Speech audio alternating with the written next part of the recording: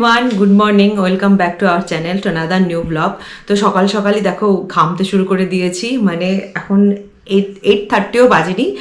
ঘুম থেকে উঠেই মানে ফ্রেশ ট্রেশ হয়েই আমি ঘামতে শুরু করে দিয়েছি। মানে এত গরম শুরু হয়ে গেছে লাস্ট দুদিন থেকে, কি বলবো। বৃষ্টিটা থেমেছে, তাও ভাগ্য ভালো, বাট গরমটা প্রচণ্ড গরম। আর আমি তো বরাবরই ঘামতে থাকি গরমে, খুব গরমে কষ্ট পাচ্ছি। তো সকাল সকাল আমি আমার সেকেন্ড বেডরুম থেকে ভিডিওটা স্টার্ট করছি। এই রুমটা না যেন কম্পারেটিভলি একটু ঠান্ডা থাকে, যদিও আমাদের মাস্টার বেডরুমটায় আমরা এসি সারা রাত চালিয়ে রাখি বলে একটু ঠান্ডা ঠান্ডা থাকে, বাট এই রুমটা কি বলতো একটু ছায়ার মধ্যে আছে, অতটা রোদ ডিরেক্টলি আসে না। তো তার জন্য এই রুমটাতে আমি উঠেই কিছুক্ষণ পর আমি এই রুমটায় চলে আসি। আর আমার যে যদি কিছু এক্সট্রা কাজ বাজ থাকে, জামা কাপড় ভাজ করা দাও, তো আমি এই রুমটায় এসে ফ্যান চালিয়ে করি। তো এখন ভিডিওটা শুরু করবো বলে আমি ফ্যানও বন্ধ করে রেখেছি, আরও বেশি করে ঘামছি। তো চলো দিনটাকে শুরু করি। আশা করি তোমাদের পুরো ভিডিওটা খুব ভালো লাগবে, সারাদিনের ব্লগ তোমরা এনজয় করবে আমার সাথে। তো চলো পুরো ভিডিওটা কিন্তু অবশ্যই কন্টিনিউ করো। তো চলো ঝটপট আজকে আমাদের মেনুটা দেখিনি। এখানে লাঞ্চের জন্য রয়েছে অড়হর ডাল, এখানে আছে ভেন্ডি আলু ফ্রাই, তার সাথে আজকে ফ্রাইডে তার জন্য রয়েছে বড়ার তরকারি, এটা হচ্ছে ছানার বড়ার তরকারি। আর আজকে ব্রেকফাস্ট আমরা একটু হালকাই নেব। তো আজকে ব্রেকফাস্ট একটু হালকাই নেব, একটু ব্রেড সেঁকে নিয়েছি, এটা জাস্ট বাটার লাগিয়ে আমরা ব্রেকফাস্ট করে নেব। তো ওইদিকে রান্না বান্না হতে হতে আমি আমাদের বেডটাকেও গুছিয়ে নিয়েছি। সকাল সকাল এই কাজটা হয়ে গেলে কিন্তু অনেক ভালো লাগে, দেখতেও ভালো লাগে, রুমটা ঢুকেও ভালো লাগে। আর তার সাথে আমি কি করছিলাম দেখো আজকে, তার সাথে আমি তারপর মানে বেড গুছিয়ে আমি একটা গল্পের বই পড়ছিলাম। বাবু আমাকে কিনে দিয়েছিল, বাট অনেকদিন কয়েকটা বই পড়া হয়নি, তো বসে বসে এটা পড়ছিলাম। তো এবার উল্টিয়ে রেখে ওই ঘরে চলে গেছি। তা আজকে আমি এখানকার অনেকগুলি গল্প কমপ্লিট করব, এটাই আমার টার্গেট। গুড ইভিনিং এভরিওয়ান, আবার বিকেলবেলা রেডি হয়ে গেছি, বেরোচ্ছি একটু বাজারে। মধ্যেখানে অনেকটা সময় আমি কিছু শ্যুট করিনি, আর আজকে অফিসেও যাইনি, একটু রেস্ট নিচ্ছিলাম, শুধুও গেছে ব্যাস। আর আমি সারাদিন রেস্ট নিয়েছি আজকে। আর সামনে আমাদের বাড়িতে একটা ছোটোখাটো প্রোগ্রামের মতন আছে, তার জন্য অনেক লোকজন আসছে বাড়িতে, খুব মজা হবে। অনেক দিন থেকে আমরা ওয়েট করেছিলাম বাড়িতে কবে একটু লোকজন আসুক, আমরা একটু গল্প টল্প করবো, আড্ডা দেবো সবার সাথে। সেরকম তো দুজনে মিলে অত আড্ডা দেওয়া হয় না, অত গল্পও হয় না। তো লোকজন আসলে সেই আনন্দ হয় আর কি আমাদের। আমরা যেহেতু বাইরে খুব একটা বেরোচ্ছি না, তো সামনে সবাই আসছে, তো তার জন্য টুকিটাকি কিছু ছোটোখাটো জিনিস কেনাকাটির আছে, তার জন্য একটু বেরোচ্ছি। এসেও একটা প্রোগ্রামে আমাদের ইনভিটেশন আছে, সেখানে যাব, রেডি হব। তো চলো দেখতে থাকি পুরো ভিডিওটা।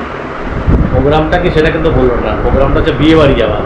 তো যাবো আজকে বিয়ে বাড়িতে একটু পর, তো এসে আবার রেডি হতে হবে, যাবো, যাই একটু বাজারটা তাড়াতাড়ি করে নিয়েছি। সো দেখো বাড়ি চলে এসেছি, আর কি ড্রেস আজকে বিয়ে বাড়ি পরে যাব সেটাও সামনে রেখে দিয়েছি, যাতে আমি ঝটপট করে রেডি হয়ে যেতে পারি। জানি খুব লেট হয়ে গেছে, তাও নিজের জন্য 1 কাপ চা বানিয়ে নিয়েছি। আজকে সারাদিনে 1 কাপ চাও খাইনি, খুব মাথাটা ধরেছিল, ভাবলাম রেডি তো হবো ঠিক আছে, বাট তার আগে একটু চা খাওয়া যাক। It's called self priority. Good evening সবাইকে। ইভিনিং নয়, অ্যাকচুয়ালি অনেকটাই রাত, সন্ধে হয়ে গেছে। তো বিকেলে তো কারোর সাথে সেরকম কোনো কথা হয়নি, আজকে একটু রেস্ট নিচ্ছিলাম, একটু বেশিটা সময় আমি রেস্ট নিয়েছি, তো তার জন্য কথা হয়ে ওঠেনি। তো একদম ফুল রেডি হয়ে চলে এসেছে তোমাদের সামনে। অনেকদিন পর রেডি হলাম, মোটামুটি 1 মাস হয়ে গেছে যে আমি ফুল রেডি হইনি। সেই আমার বেবি শাওয়ারে রেডি হয়েছি দুটো দিনের জন্য, কিন্তু আবার রেডি হয়ে গেছি। আজকে একটা বিয়ে বাড়ি ইনভিটেশন আছে, প্রথমে যাবো কি যাবো না একটা কনফিউশন ছিল, তারপরে ভাবলাম চলেই যাই, একটুখানি বেরোলে ভালো লাগবে, আর রেডি হলে সব থেকে বেশি ভালো লাগবে, রেডি হওয়াটা সব থেকে বেশি ভালো লাগার জায়গা। 2-4টে ফটোও তুলতে পারবো, একটু রিলসও বানাতে পারবো, তো ভালোই লাগবে। তো তার জন্য ফুল রেডি হয়ে গেছি। বাইরে প্রচণ্ড বৃষ্টি, না সারাদিন ভালোই ছিল ওয়েদারটা, বিকেল থেকে মেঘলা মেঘলা শুরু হয়েছে, যেই রেডি হতে শুরু হলাম উনি অঝোরের বৃষ্টি শুরু হয়ে গেল। ঠিক আছে, কোনো অসুবিধা নেই, আমরা গাড়িতেই যাচ্ছি, একটু দূর আছে, মোটামুটি 15 মিনিট লাগবে আমাদের গাড়িতে না।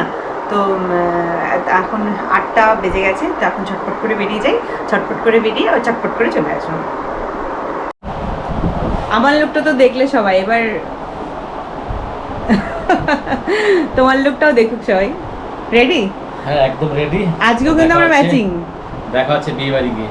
আজকেও কিন্তু আমরা ম্যাচিং, দেখো ব্ল্যাকের সাথে একটু ব্লু আছে, আমিও ব্ল্যাকের সাথে ব্লুই আছি, এটা কিন্তু কোইন্সিডেন্টলি হয়ে গেছে না। তার মধ্যে ঢুকলাম বিয়ে বাড়িতে, কি করবো, ছাতা নিয়ে ঢুকলাম।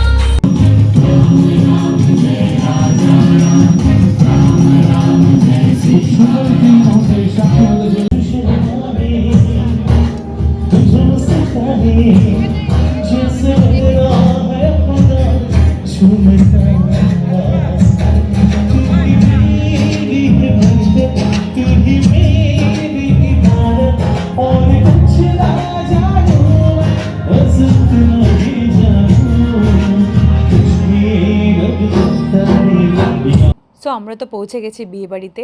কিছুটা সময় মেয়েকে দেখার পর, ব্রাইডের এন্ট্রি হওয়ার পর আমরা চলে এসেছি লাইভ কাউন্টারের দিকে। এখানে কিন্তু প্রচুর স্টল ছিল, আর ভেজ ননভেজ সব মিলিয়ে প্রচুর কাউন্টার বসেছিল। বাট ওইখানে এত গরম যে আমি কিন্তু একটা কুলারের সামনে একটা সিট নিয়ে আইসক্রিম নিয়ে বসে গেছি। এটা কিন্তু আমার থার্ড আইসক্রিম। এত গরমে আমার আর কিছু খেতে ইচ্ছেই করছিল না, মনে হচ্ছে শুধু আইসক্রিমই খাই।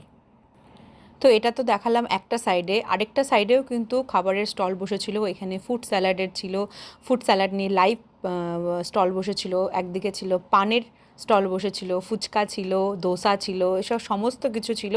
বাট একটু আমার খারাপ লাগছিল যে ওয়েদারটার জন্যে লোক খুব একটা আসতে পারছিল না, বা আসলেও জামা কাপড় তাদের ভিজে গেছে বা একটু তাদের প্রবলেম হচ্ছিল। বাট অ্যারেঞ্জমেন্ট কিন্তু ফাটাফাটি ছিল। আর অনেক দিন পর একটা বিয়েবাড়ি অ্যাটেন্ড করে কিন্তু আমার খুব ভালো লেগেছে, এনজয় করছিলাম। বাট ওই আর কি গরমে আমি একটু কষ্ট পাচ্ছিলাম, বাট বাকিরা সবাই এনজয় করছিল ঠিকঠাক করে। আমি তো খালি যেখানেই কুলার সেখানেই বসে পড়েছি। তবে লাস্টে কিন্তু এই পানের দোকান থেকে একটা পান আমি খেয়েছি, আর খাইনি, মোটামুটি 1 বছর পর আমি পান খেলাম। পানটাও কিন্তু দুর্দান্ত ছিল।